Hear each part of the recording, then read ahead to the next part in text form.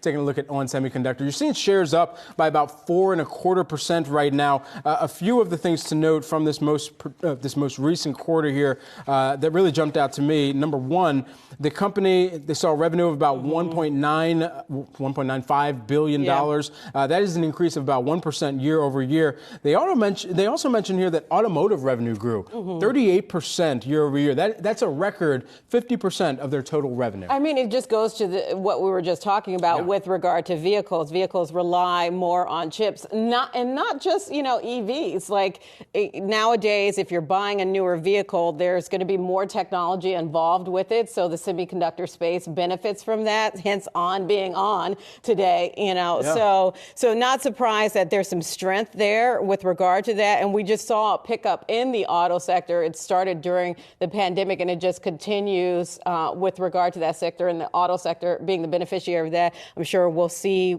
more, we'll have more insight when Ford reports this week as well.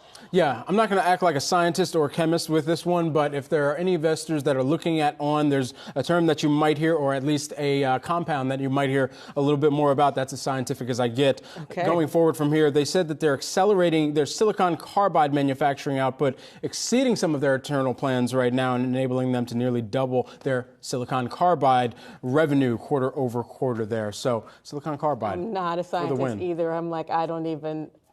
We leave that to them. That's why we're here. We get to talk about it day in, day out. We'll just talk about the stock. Exactly.